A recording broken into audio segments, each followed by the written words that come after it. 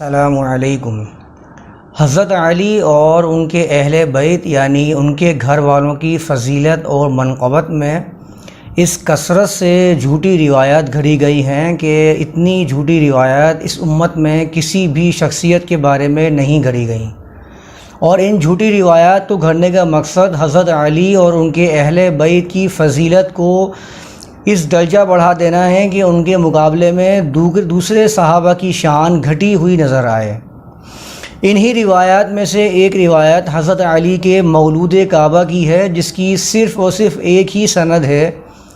اس روایت کو ام العار نے نقل کیا ہے۔ ام العار کہتی ہے کہ ایک دن ابو طالب غمزدہ تھے تو میں نے ان سے پوچھا کہ کیا معاملہ ہے۔ انہوں نے کہا کہ فاطمہ بنت اسد یعنی حضرت علی کی والدہ درد زاہ یعنی زچگی کے درد میں مبتلا ہیں۔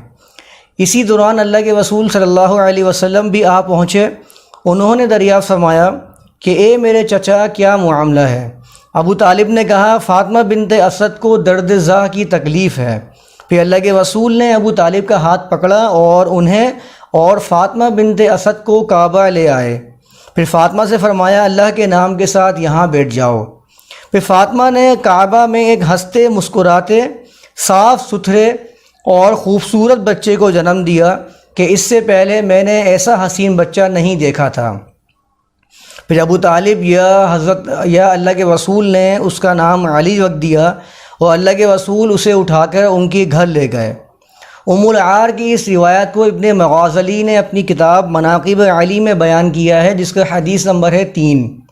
یہ روایت موضوع اور منگھڑت ہے، کیونکہ اس روایت کی سند میں زیدہ بنت قریبہ اور ام العار بنت عبادہ یہ دونوں راویہ مجہولہ یعنی نامعلوم ہیں، اور اصول میں یہ بات معروف ہے کہ مجہول راویوں کی روایات منکر اور ضعیف ہوتی ہیں۔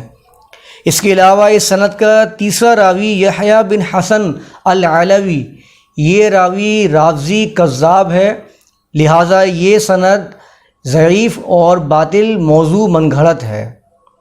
ابن مغازلی کی یہ کتاب جو مناقب علی کے نام سے مشہور ہے، اس کتاب کے بارے میں علامہ ابن تیمیہ نے فرمایا کہ اس نے اپنی کتاب میں موضوع اور جھوٹی احادیث جمع کی ہیں، اور جسے حدیث کے علم سے ادنا سی بھی معرفت ہے اس پر اس کتاب کا جھوٹ مخفی نہیں، لہٰذا یہ روایت اس ایک سند سے مروی ہے اور وہ سند بھی باطل اور موضوع ہے۔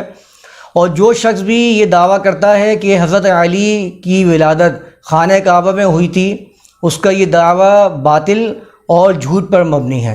وما علینا الا البلاغ۔